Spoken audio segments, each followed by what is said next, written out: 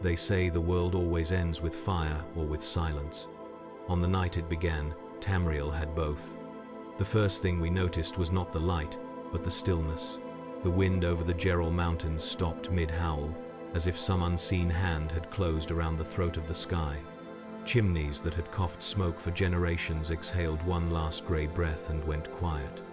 The usual murmur of the streets, horses, vendors, drunks arguing about Talos and taxes bled away, as though sound itself had grown tired of existing and simply chose to leave.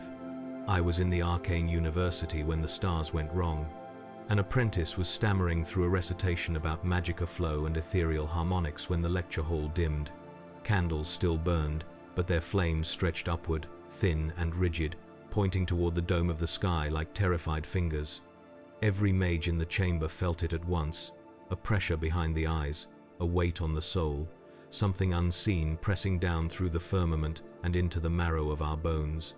One by one, conversation died, quills stilled. Even the lesser wards humming along the old stone walls guttered, their light bending toward the heavens. We stepped outside, drawn by the same wordless compulsion. Above the white gold tower, the stars were no longer pinpricks scattered on an endless velvet. They were being pulled, dragged in a slow, spiraling motion toward a single point high above Nirn. Constellations we had charted since the days of the Ileids were smeared into golden arcs, their forms stretched and broken like ink dragged across wet parchment. Astrologers muttered about new configurations, desperate to impose meaning. Priests whispered that it was the will of the divines. The Thalmor scribes, ever arrogant, insisted that this too would be catalogued, explained, filed away into their endless scrolls of supremacy. They were all wrong. The light did not come from Aetherius, nor from any shrine, nor from the fickle hands of Daedra. It burned through the sky like a wound torn in reality itself, a vertical gash of molten gold that oozed radiance instead of blood. The air shook, not with the crack of thunder, but with something deeper, an infrasonic groan that only the soul could hear. It felt like the world was being asked a question it could not answer. The first to fall were the sensitives. Battle mages and priests clutched at their heads and screamed, backs arching as if invisible hooks were buried in their spines. One old augur beside me dropped to his knees, eyes rolled white, fingers clawing at nothing. Through chattering teeth he whispered in a voice that was not his own, "Something greater has seen us." Then he went limp. Reports came in fragments at first, carried by panicked couriers and frightened ravens. In Skyrim, the greybeards had cried out as one, and then retreated into an absolute silence so complete that even the mountains refused to echo. In Morrowind, the ash clouds over Red Mountain twisted into a spiraling halo of luminous dust, each particle reflecting that same impossible gold. In Valenwood, the eldest trees bent their branches not toward the sun, but toward the wound in the sky, as if in fearful supplication. Everywhere, the same phenomena, magica misbehaving like a cornered animal, souls shaking in their unseen cages, and that oppressive sense over and over again that someone was looking at us, measuring us, weighing us against a standard we could not name. Then the light descended. Not quickly, not like a meteor or some angry Daedric mass hurled from oblivion. It fell with terrible patience, a pillar of coalescing radiance that narrowed and focused as it sank from the heavens toward the soil of Nirn. It ignored clouds and winds and wards, passing through them as if they were nothing more than the fading memory of a dream. Those who tried to scry it directly went blind. Those who stood too near found their minds fraying at the edges, as if their thoughts were cloth being rubbed into threadbare ruin. The pillar chose a place, not the heart of an empire, nor the highest peak, nor some ancient ruin steeped in prophecy. No, the wound in the sky sharpened itself into a spear of light that plunged toward a quiet, unremarkable stretch of land, rolling plains and forgotten roads, and a lonely watchtower that had not seen battle in a generation. It came to ground not far from where I stood, because the university had sent observers, and I, fool that I was, had volunteered. We expected destruction. We imagined a crater, molten rock, shockwaves leveling forests and fortresses alike. Instead, the earth did not shatter. It bowed. The soil rippled outward in concentric rings. as if some impossible weight had been placed upon the land. Grass withered to ash beneath an invisible boot. Stones sank into the ground under a pressure no mortal instrument could measure. The light compressed, folding in upon itself again and again until it no longer resembled a pillar, but a silhouette. A man-shaped void in the heart of a sun. We tried to look. Instinct demanded it. Curiosity is a cruel, relentless god. Our eyes watered and bled. My flesh crawled with the certainty that this was not a god of Tamriel, not an Aedra hollowed out by sacrifice, not a Daedra fat with stolen worship. This was something that had known empires older than our stars and wars so vast that the Oblivion crisis would have been a footnote. When the light dimmed, he remained. Tall beyond the measure of men, armored in gold that was not mere metal but the physical expression of a will hardened over millennia. His presence did not merely fill space, it defined it. Reality seemed to arrange itself around him like a soldier standing at attention. Every line of his form spoke of purpose, of design, of a mind that had chosen every detail not for beauty but for inevitability. We call him the Emperor because we have no other word large enough to wrap around the idea of what he is. The first mortal to step forward was a captain of the Watch, a man who had spent his whole life believing in borders and maps and the comforting lies of jurisdiction. He raised a shaking sword, as if the gesture could mean something in the face of whatever stood before us. "Halt," he barked, voice cracking. "Identify yourself, by authority of..." The Emperor turned his gaze upon him. There was no gesture, no flash of spell, no shouted thuum, no Daedric flourish. There was only a look ancient, immense, weighted with the memory of 1,000 conquests and 1,000,000 funerals. The captain's words died in his throat as his legs buckled. He fell to his knees, sword clattering from nerveless fingers, tears streaming down his face from eyes that stared not at the golden figure before him, but at something far, far beyond. Later, when we pried coherence from his babbling, he would whisper of visions, of black iron cities stretched across the void, of endless tides of humanity marching to their deaths beneath banners lacquered in blood and faith, of a throne made of bone and gold and screaming souls, upon which sat a figure of living light. In that moment, though, all he could do was weep. Those of us with training felt the shape of the power radiating from the golden figure, and we recoiled. It was not magicka. It was not shout, nor divine blessing, nor Daedric corruption. It was a pressure in the warp of this world, a concept our books had never named, a field of sheer psychic gravity that pinned thought and spirit in place. He surveyed us the way a general examines a battlefield map, not cruelly, not kindly, simply, completely. "This is not my galaxy," he said at last, in a voice that did not belong in any throat. It was not loud. Sound did not need to be loud when it spoke directly to the bone. But it is still a place where humanity crawls in the dark. The words were not in Cyrodiilic, nor Altmeris, nor any tongue of Tamriel, yet every one of us understood them perfectly. The language reached into the mind and rearranged meaning until comprehension was inevitable.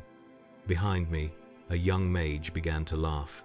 Hysterical, high-pitched, terrible. The sound of a mind realizing that all its careful diagrams and theories were children's scribbles compared to the calculus of the being standing before us. We like to think of ourselves as important. The Empire, the Aldmeri Dominion, the endless squabbles of kings and jarls. Even our greatest crises, the return of the dragons, the Oblivion gates, the rise and fall of gods felt, in hindsight, like the axis upon which all fate turned. Under that golden gaze, those illusions withered. We were not the axis, we were not even the wheel. We were dust caught in the gears of something vast and grinding and inexorable. He looked up at the tear in the sky, at the wounded stars still slowly healing around the hole his coming had punched through reality. "This place is fragile," he murmured, more to himself than to us. "Its laws are thin, its gods are small." There was no contempt in it, only evaluation, like a craftsman inspecting the grain of unfamiliar wood. For a heartbeat, I felt something brush against the edges of my thoughts. Not an intrusion, not quite. More like a breeze passing over the surface of a lake, sending ripples across memories and fears and tiny, feverish hopes. In that instant, He knew me more completely than I knew myself. And in that same instant, I realized the most terrifying truth of all. We were not special to him. We were not chosen. We were not prophesied. His arrival was not the culmination of some Elder Scrolls script, nor the punchline to our desperate prayers. We were simply in the way. A world stumbled into the path of a will that had already decided, long ago, never to stop moving. The Emperor of mankind had come into the Elder Scrolls universe. And the universe, for the first time, understood how small it truly was. For days after his arrival, Tamriel behaved like a wounded animal, skittish, trembling, ready to bolt at the slightest sound. The sky had mostly healed, its golden wound knitting itself shut with unnatural slowness. Yet the world still wore the memory of that rupture like a fever buried beneath the skin. Every mage could feel it. Every priest could taste it. Even the beasts sensed it in the trembling of the earth, the strange electrical shiver along the wind, the way shadows seemed to hesitate before falling into place. No heralds announced his presence. No prophets rose to sanctify it. Yet the knowledge of him spread across the continent with frightening ease, carried not by rumor or courier but by the raw instinct of the soul. Entire villages told the same story, though they had never exchanged a word. A golden figure had stepped into the world, and the world had bent under his arrival. Some tried to deny it. The Thalmor were the first. They called the phenomenon an illusion, a misalignment of the stars, a distortion caused by inexperienced human mages. Yet even as they spoke, their own seers fled their crystal chambers, screaming of a presence that shattered their calm, their arrogance leaking from them like blood from an open wound. The Altmer had always believed themselves closest to divinity. Now they found themselves standing in the shadow of something that viewed divinity as a trivial inconvenience. The Sigic Order fared no better. Their island of Artaeum flickered, vanishing not by will, but by panic. A temporal skip, accidental and frantic, as if the island itself chose instinct over dignity. Those few Sigics who remained behind muttered in hollow whispers of a psychic footprint so immense it rattled their meditations until they bled from nose and ear. The divines remained silent. Perhaps silence was the only shield they had left. Across Tamriel, lesser spirits bowed out of sight. Daedra grew cautious, their avatars withdrawing deeper into oblivion as if an unseen predator prowled the Aurbis. Even the Hist, ancient and inscrutable, trembled through the dreams of the Argonians, sending visions of a golden fire devouring the sky. But none understood him. None could. We barely understood the shape of his shadow. I was among the first ordered to approach him again. Not because of bravery, we all lacked that now, but because the arcane university was desperate. They needed understanding, any understanding, even if it cost more lives. And so, armed with trembling hands, fading wards, and the last scraps of our academic pride, we were sent back to the plains where he had landed. He had not moved far from the impact site. Not because he could not, but because movement seemed unnecessary to him. He stood at the edge of the old watchtower, the ruined stones bending subtly around him, as if the world itself wanted to cradle rather than confront him. Every time he shifted his gaze, the air quivered small distortions like heat rising from desert sands, except these distortions carried weight, warping magicka flows in unpredictable spirals. The first thing I noticed was the stillness around him. No insects buzzed, no birds circled. The grass refused to sway even when the wind howled across the plains. It was as though nature itself held its breath. He did not look at us at first. He was watching the sky, as if searching for something that should have been there but wasn't. His face, if it could even be called that, was carved from an expression beyond mortal comprehension. Not sorrow, nor anger, nor curiosity. It was the look of someone who had already calculated 1,000 outcomes and found them equally inevitable. When he finally turned toward us, half my team collapsed. Not from pain, not from terror, but from the sheer pressure of being seen. His gaze struck like a hammer made of thought soul deep, cold, utterly clinical. He was not a god demanding worship, nor a tyrant demanding obedience. He was a force, an equation, a law of nature given form. One of our battle mages stammered a greeting. He tried to speak the formal words of diplomacy, but the syllables twisted in his throat, dissolving into nonsense. The Emperor did not silence him. Language simply refused to function in his presence unless he allowed it. And he did not allow it. Instead, he asked a single question, his voice resonating through our minds like the ringing of a cathedral bell. "Where is your Emperor?" We exchanged looks of confusion. One of us opened her mouth, closed it, opened it again. The silence stretched until the Emperor frowned, an expression so subtle and yet so titanic that the air seemed to crackle in response. "We have an Emperor," I managed at last, "but not like you." "That is obvious," he replied, not unkindly, but with all the softness of a mountain grinding against stone. He took one step forward. The ground indented, not visibly spiritually. The soil beneath him remembered his weight. "Your world lacks unity," he said. "It fractures under the pressures of gods playing at guardianship. This world is fragile, vulnerable. It was not built for war. War." He spoke the word with such certainty that we flinched, as if he had just pronounced Tamriel's diagnosis. "We are not at war," one of my colleagues whispered, her voice breaking. He studied her for a long moment. "You are always at war," he said quietly. "You simply have not realized with whom." His eyes lifted again toward the sky, not toward the divines, nor the moons, nor even the Ark of Aetherius. He stared beyond those things, as if aware of something lurking outside the visible universe, pressing against the edges of Nirn like a starving animal. Something I felt. Something he recognized. Something Tamriel had no defenses against. "What do you see?" I asked, though the words felt too small for the question. "Threats," he answered. "Possibilities. Doors that should never be opened." He paused. "Your world is porous, too easily shaped, too easily harmed. If the wrong intelligence discovered it, your people would not survive the first day of contact." A chill stabbed through me, because I believed him. Every word. This was not prophecy. This was measurement. "Why did you come here?" I asked, though fear coiled in my ribs. He turned his gaze fully upon me, then truly upon me, and I felt the weight of 1,000 futures balanced on a blade. "I did not choose this world," he said. "It intersected my path." Intersected. As casually as one might describe stepping over a stone on a road. He stepped closer. The air thickened, my skin buzzing as if charged with static. On instinct, I raised a ward. It flickered and died before it fully formed, snuffed out like a candle in a hurricane. He noticed. For a moment, barely a heartbeat, his expression shifted. Not pity, not amusement, recognition.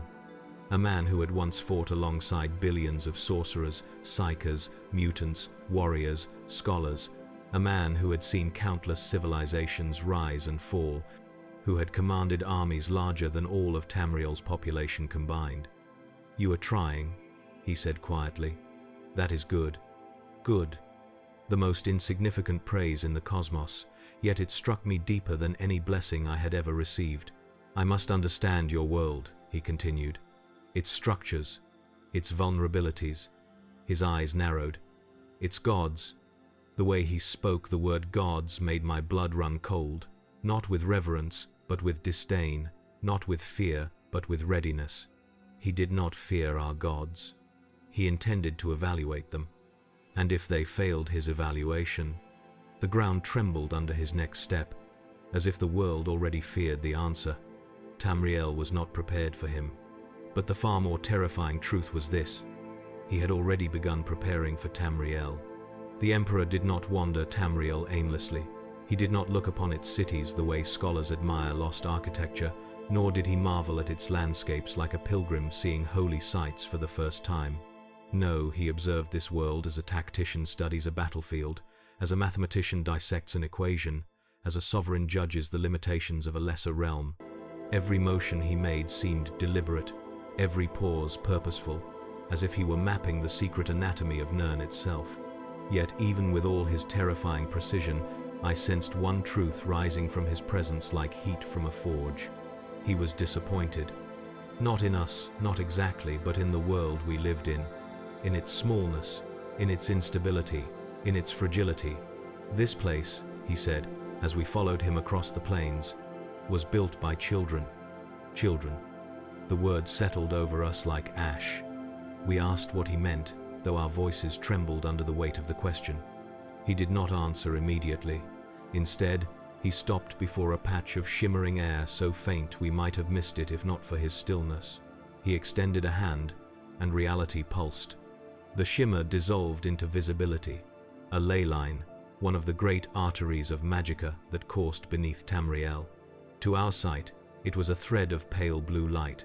To him, it was something deeper, sharper, an open nerve exposed to the void. He knelt beside it. "This world does not understand the dangers of what it is built upon," he murmured. "Your magic is not controlled, it is begged for." "Begged?" one of my colleagues echoed. He nodded.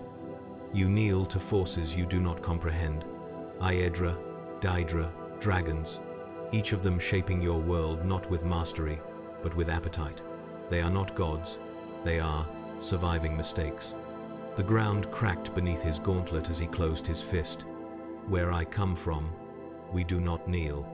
The words carried no arrogance, only an unbearable certainty. He walked until the plains gave way to the ancient stones of an abandoned ruin. Moss had grown thick on its walls. Broken pillars lay half sunk into the earth. We recognized it as one of the lesser tower's remnants of Merethic architecture whose purposes had long been forgotten by mortals. But not by him. He stepped inside, and the air shivered. Old wards flickered to life, responding instinctively to the presence of something too immense to ignore. The ruin glowed with the faint light of a long-dormant core, reactivated not by magic, but by proximity to his will. "This," he murmured, touching the stone with reverence that seemed almost reluctant, "is a tower." We stiffened. The term carried weight in our mythology's foundations upon which the world's metaphysics rested, nodes that stabilized the mutable chaos of Mundus. "You know of them?" I asked. "I see them," he replied, "not as myths, but as structural supports." His brow furrowed. "They are fragile, damaged." He turned to us, and for the first time since his arrival, I saw something new in his eyes, something colder than the gold, sharper than the psychic pressure he radiated. "It is a miracle your world still stands." A chill spread through me. Not fear, recognition, because I realized, in that moment, that he could see the fault lines of our reality the way a master engineer sees the cracks in a failing bridge. The Emperor placed his palm against the stone. Golden light seeped into the ruin, not warm, not gentle, but diagnostic. Searching, reading, understanding. The tower responded with a sound like metal groaning under unbearable strain.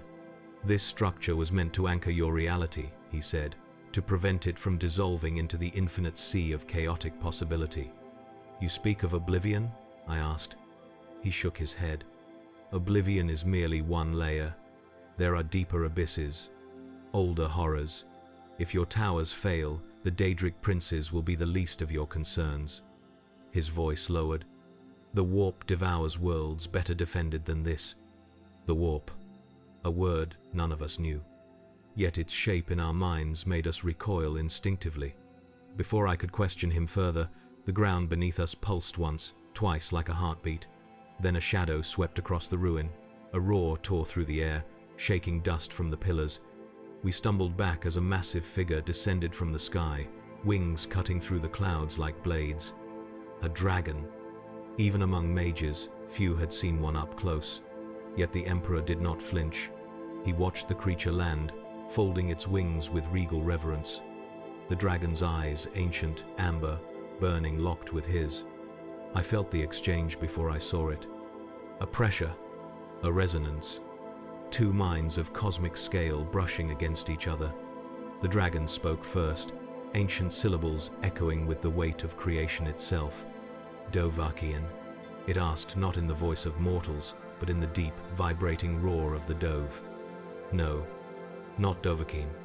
It could sense he was something else. Something it had no word for. The Emperor did not respond with a shout. He responded with silence, the kind that asserts dominance simply by existing. The dragon bowed its head, a gesture I had never seen. A gesture dragons did not make, not to kings, not to gods, not to anyone. "Why does it submit?" whispered one of my colleagues. "Because," the emperor said without looking away from the beast, "dragons recognize power. They are creatures of dominance. They submit only to what they cannot conquer." The dragon growled softly, low enough to tremble the stones. "He asks," the emperor translated, "whether I am here to reshape this world." "And your answer?" I asked, breath held. He turned slightly, just enough for me to see the faintest glimmer of something in his expression. Not cruelty, not mercy. Inevitability. "That depends," he said, "on what your world forces me to do." The dragon snarled, not in anger, but in fear. The emperor stepped forward. The air bent. Light dimmed. The ruin around us hummed like a dying machine, struggling to withstand pressure it was never meant to endure. "I will examine this world's gods," he said. "I will measure them, and if they threaten humanity—" He paused. "I will do what must be done." The dragon recoiled, wings spreading in alarm. Humanity. Not elves. Not Myr. Not beasts. Not Daedra. Humanity. It was then that the truth settled upon us like lead. The emperor had not entered our world as a savior, nor as a conqueror, nor as a judge. He had entered as a constant, an immutable force, a being whose will had shaped entire galaxies and would not hesitate to shape ours.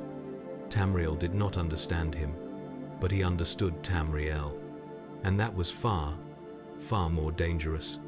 The first true reaction from the gods of Tamriel did not come as thunder, prophecy, or blessing. It came as absence. For days, the temples across the empire reported the same phenomenon: altars going cold, prayers turning hollow in the mouths of priests. Divine presence, normally faint but tangible, like the warmth of a distant hearth, began thinning into air.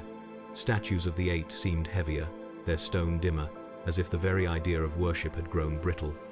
It was as though the divines were leaning away. Not out of cowardice, gods like Akatosh, Mara, or Stendar did not fear in the mortal sense, but out of calculation. Something had entered their creation, something outside the script of the Elder Scrolls, and the divines were withdrawing to observe from a vantage that mortals could not reach. The emperor noticed immediately. "When gods retreat," he murmured, standing atop the moss-covered tower ruins, "it is never a gesture of humility, it is preparation." We asked what they were preparing for. He did not answer. The first true confrontation came from mortals who believed they spoke for gods. The Thalmor arrived at dawn, 10 justiciars, 3 battle mages, and a priestess bearing the crest of the High Dominion. Their golden armor gleamed under the morning light, though dimly compared to the incandescent aura of the emperor, who stood beside a broken archway like a mountain of living sun. "Human," the priestess declared, her voice cold as an Aurbic winter, "you stand upon land under the jurisdiction of the Old Mary Dominion. You will submit to questioning and relinquish any power derived from forbidden sources." The emperor regarded her with a stillness that made reality itself hesitate. "Forbidden?" he echoed. "Yes," she said. "Power not sanctioned by Aetherius or the Towers is an abomination." He stepped toward her, and every Altmer flinched as if gravity had intensified around their bones. "I sanctioned my own power," he said. The battle mages bristled. Runes lit along the length of their staves, arcs of pale electricity snapping between their fingers. Yet even woven magicka, ancient, refined, lethal, looked crude in the presence of his radiance. The priestess raised her chin. "The Dominion recognizes no authority higher than its own." A dangerous thing to say. A child's lie spoken before a being who had commanded billions. "The Dominion," the emperor said softly, "is temporary." The words struck them harder than any spell. I watched one of the justiciars falter, knees wavering as if the weight of insignificance suddenly pressed upon him. The emperor was not threatening them, merely stating an evaluation, a measurement of their lifespan in the face of cosmic history. The battle mages attacked first. Spells cracked like thunderbolts of sunfire, spears of frozen light, black tendrils of void energy drawn from the edges of oblivion. Magicka that had leveled fortresses and shattered armies erupted toward the Emperor in a storm of impossible brilliance. He did not raise a hand. He did not speak a word. He simply exhaled. The spells died mid-air. Not deflected, not absorbed. Extinguished like sparks falling into an ocean. The Altma stared horrified. Magicka, the Emperor said, stepping forward, is a toy, a convenience, a primitive manipulation of a flawed world's leftover energies. The ground cracked beneath his feet as the pressure of his presence deepened, suffocating the battle mages until their spells collapsed into harmless dust. The priestess fell to her knees. "What are you?" "A reminder," he answered. "That power does not come from gods." His voice darkened, echoing in the air like a chime tolling inside the bones of the world. "Power comes from will." News of the Thalmor's humiliation spread with the speed of terror. 3 days later, the Empire sent emissaries. Not soldiers, not mages, priests. Clad in white and crimson robes, they arrived bearing relics, scrolls, and holy sigils. Their leader, a venerable priest of Akatosh, whose voice had guided emperors, approached the golden figure with trembling reverence. "You are not of Aetherius," he whispered, "nor of Oblivion, yet you wear divinity like armor. Who are you to challenge the gods?"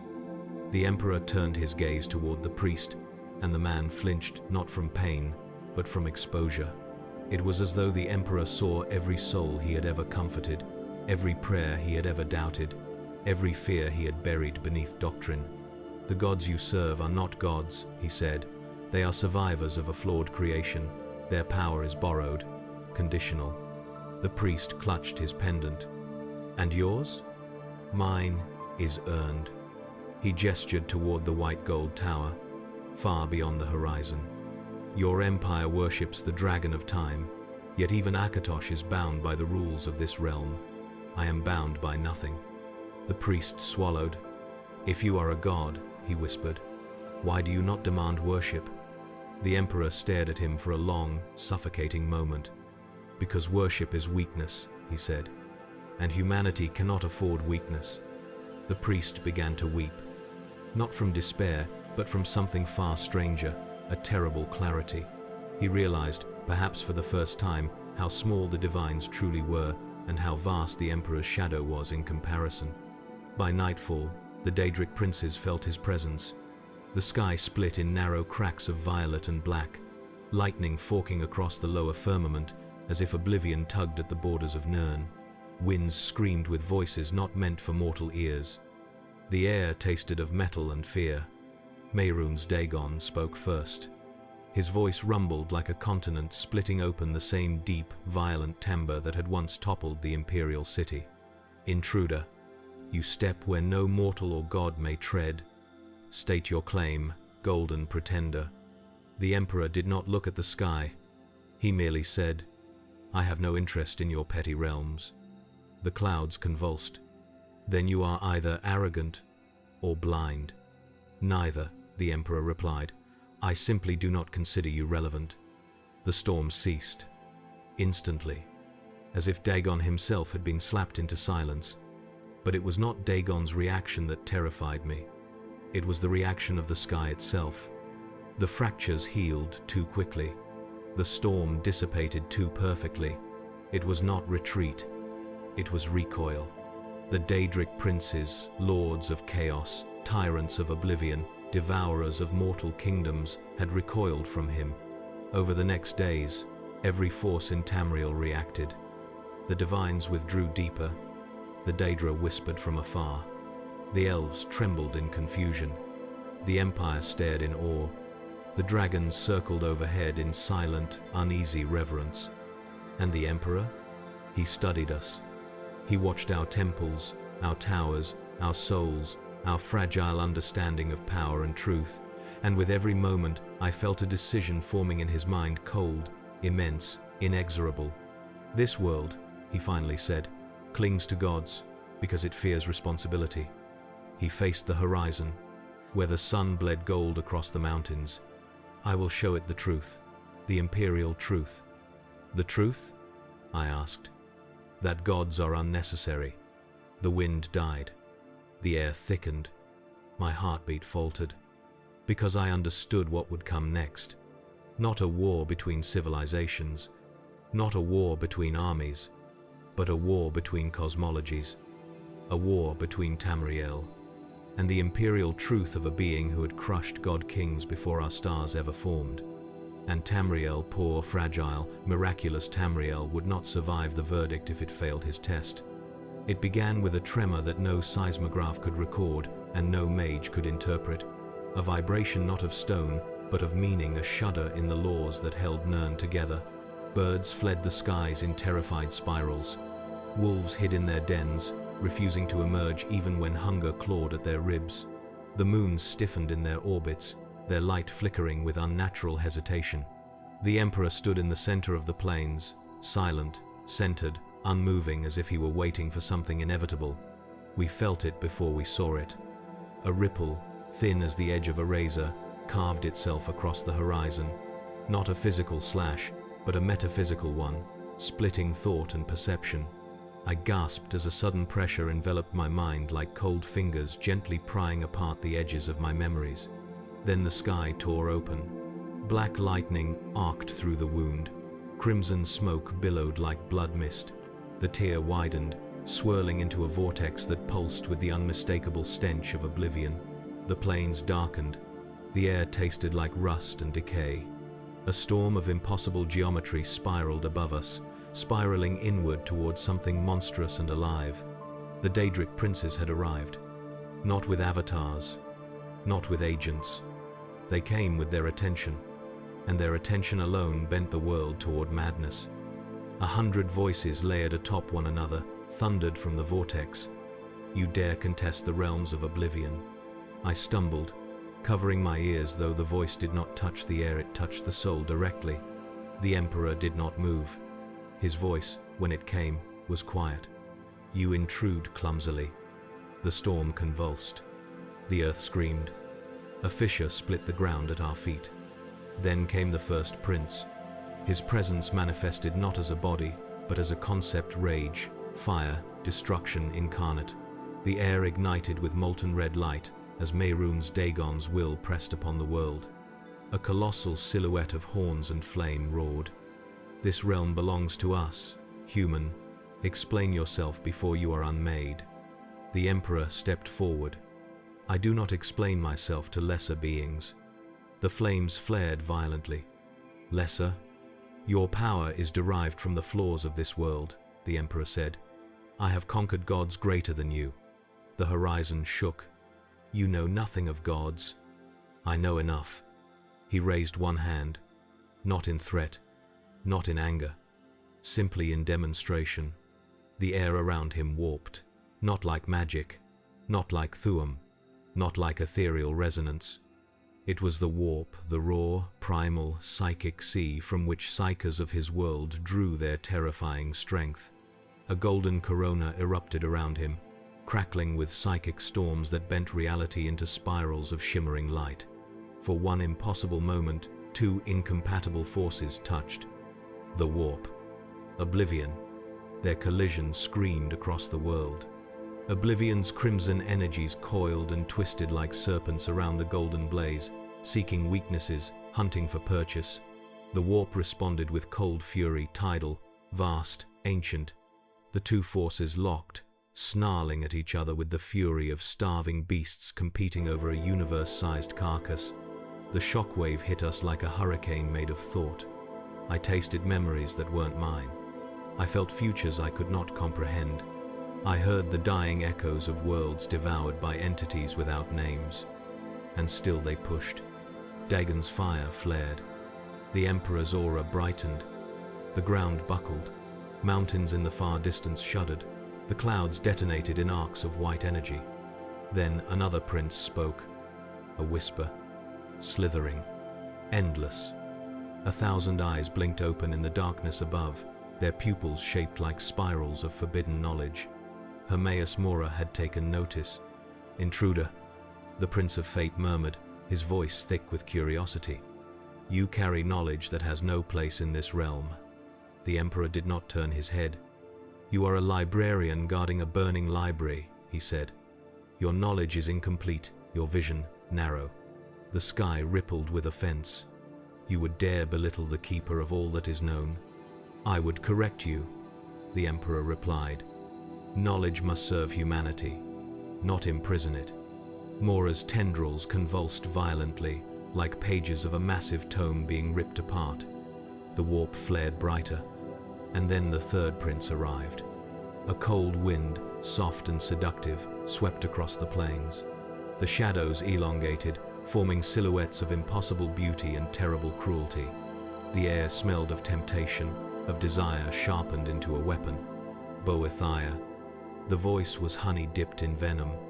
"Why resist?" she whispered. "There is killing to be done, glory to be taken. I feel the violence in you. Let it loose." The Emperor's reply was colder than rime on a blade. "War is not indulgence, it is duty," Boethia hissed. "Then let us see your duty tested." And all at once, Dagon attacked. The sky turned to flame. A pillar of red-hot annihilation descended upon the Emperor with the force of a collapsing star. I threw up a ward, screaming as it shattered instantly. My skin blistered. My vision burned white. But through the fire, through the inferno, a shape stood unmoving. The Emperor. Golden psychic fire erupted outward, meeting Dagon's apocalyptic attack head-on. Warp storms spiraled around him, forming a corona of impossible geometry that devoured the Daedric flames. He did not buckle. He did not strain. He advanced. Each step he took crushed Dagon's power beneath his heel. "Your will is nothing," Dagon thundered. "You stand against a prince of oblivion. I stand above you." His next step broke the attack entirely. The Daedric flame collapsed into sparks. Lightning shattered. The vortex shrieked in pain. The Emperor raised his gaze toward the storm of Daedric attention gathering overhead. "I have tolerated your probing long enough." He extended his arm. The warp answered. A golden beam of psychic force erupted from his palm, not light, not fire, but raw consciousness condensed into a spear. It tore the sky open a second time, driving through the heart of the Daedric vortex. The shriek that followed was indescribable. Not sound, not pain. A metaphysical tearing like someone had ripped a page from the fabric of reality. The Daedric presence collapsed. The vortex shut. Silence fell. The Emperor lowered his arm. The air around him hummed like a wounded animal. I stared at him, trembling. "You fought 3 princes." He looked down at me, expression unreadable. "I tested them." "Tested them?" I gasped. He nodded once, and they failed. A chill swallowed my entire being. He turned toward the white gold tower. "This world has powerful enemies," he said, "but your greatest threat is not Daedra." "Then what is it?" I whispered. He looked at the sky, beyond the stars, into something I could not name. "The weakness of your reality," he said, "and the attention it invites." He paused. "And now, more will come." The wind died. The world held its breath. Because we all understood, the war had only begun. The days after the Daedric confrontation felt unreal, stretched thin, quivering, as though Tamriel's reality were a drumhead pulled too tight and ready to tear. The sky remained an uneasy shade of pale gold, faint scars of the warp still flickering behind the clouds like trapped lightning. Animals refused to roam near the plains. Magica currents convulsed unpredictably. Even the wind felt cautious, whispering instead of howling. But the Emperor did not rest. He did not retreat. He did not pause. He walked. Each step a measurement. Each gaze a verdict. Each breath a calculation. We followed him not because we dared to, but because something deeper, fear, awe, destiny dragged our feet forward. It was as if the world itself insisted on bearing witness to whatever came next, even if the very act of seeing it chipped pieces from our sanity. The Emperor reached the center of the continent by dusk, a forgotten clearing where ancient ruins slumbered beneath moss and time. A cluster of cracked stone rings lay half-buried, scattered in patterns too precise to be natural. Those of us trained in metaphysics recognized the place instantly. A tower site, one of the true ones, a hinge of reality. The Emperor stopped at its center. "This world," he said, "is incomplete." The statement struck like a hammer blow. We exchanged horrified looks. Incomplete? How could a world, an entire creation, be incomplete? He raised his hand and traced a line through the air. Golden resonance flared, lighting the forgotten rings. The ground trembled, and the world woke up. The runes that had slept since the Merethic era ignited with the cold blue glow of Aetherius. An invisible force pulled upward, stretching reality thin like taffy. I felt the pressure first in my teeth, then in my spine, then in the marrow of my soul. The Emperor's eyes blazed. "This is a fault in your cosmos," he said. "A wound papered over with myth and faith.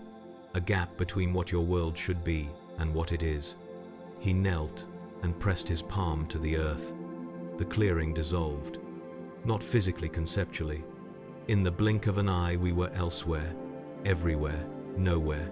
The world folded inward, its edges peeling back like parchment, soaked through with water.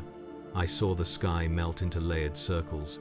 I saw rivers split into threads of probability. I saw the ground pulse with the beating of a heart too large to belong to nature. "The Aurbis," he whispered, "your universe's true shape."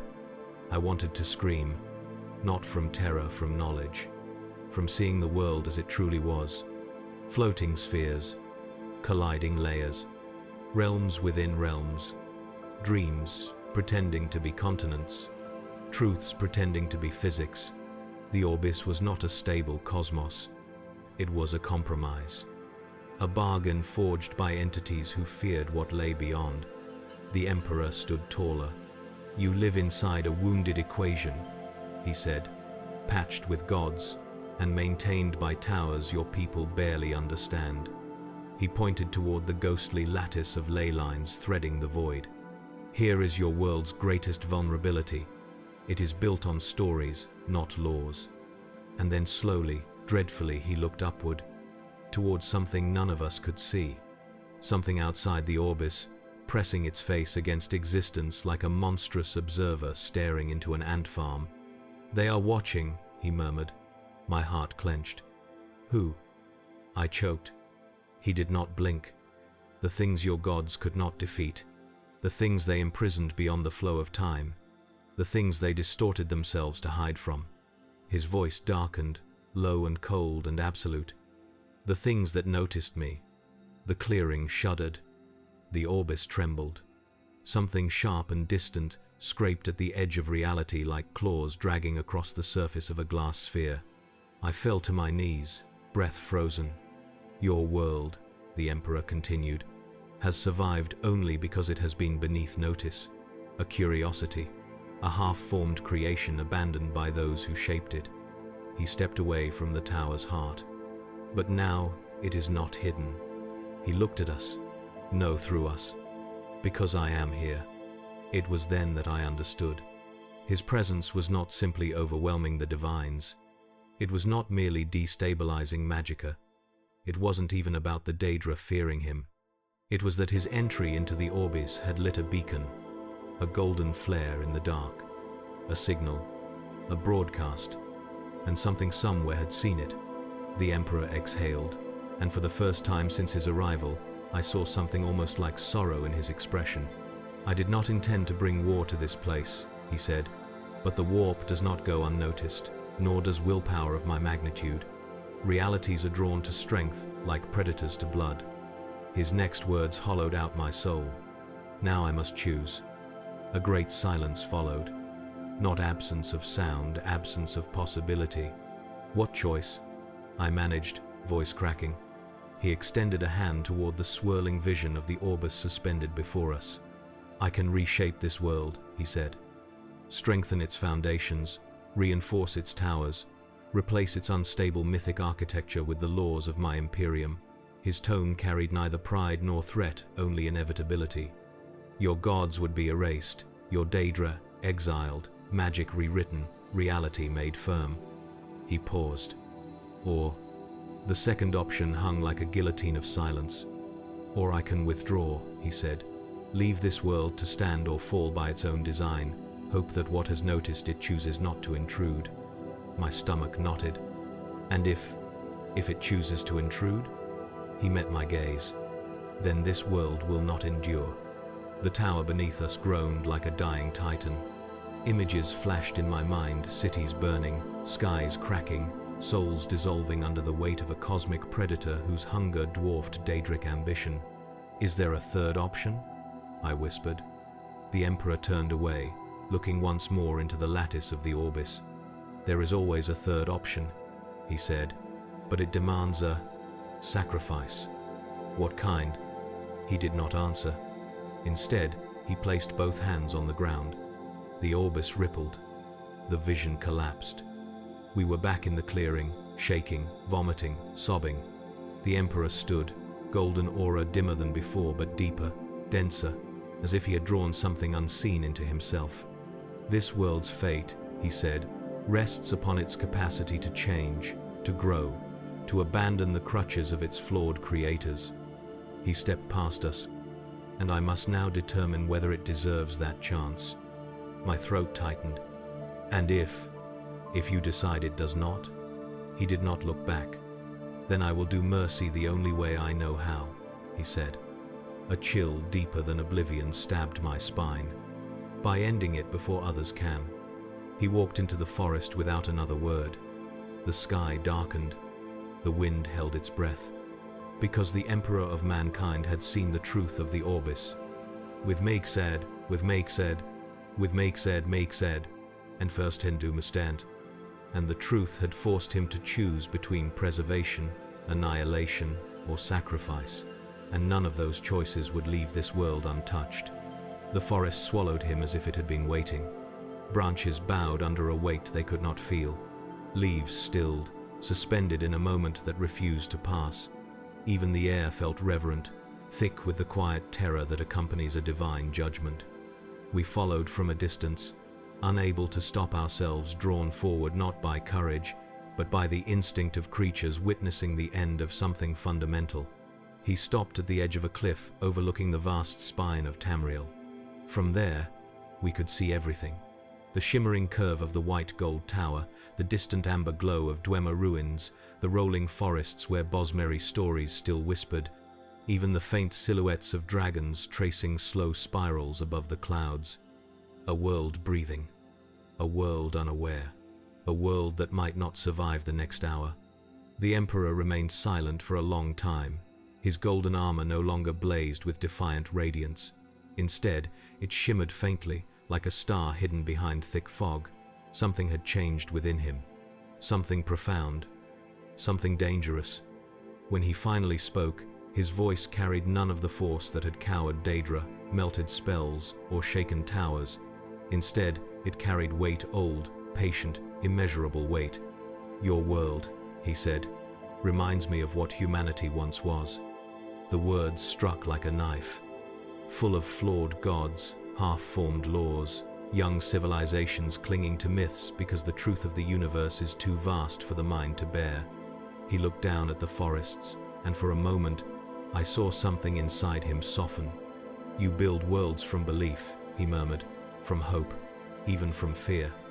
He closed his eyes. And yet, it persists. The wind rustled, cautious, as though afraid to interrupt. It persists despite the towers breaking, despite gods fighting over the scraps of creation, despite Daedra gnawing at the borders of your reality, despite the fragility woven into every stone, every soul, every story. He opened his eyes again. And perhaps persistence is worth protecting. I exhaled, unaware I had been holding my breath, but his expression darkened not with anger, but with contemplation deeper than oceans. Protection, he continued, demands clarity, commitment, a pause, and sacrifice. My throat tightened. You mean your sacrifice? He did not answer directly. Instead, he raised his hand, and the sky responded. A golden ripple echoed across the clouds, soft but immense. For a moment, Tamriel's light changed. The world bathed not in sunlight, but in something purer, something older. Every tree, every stone, every river shimmered faintly with a truth they had forgotten. Then the ripple vanished. The sky dimmed. Reality resumed. "What did you do?" I whispered. "I hid you," he said.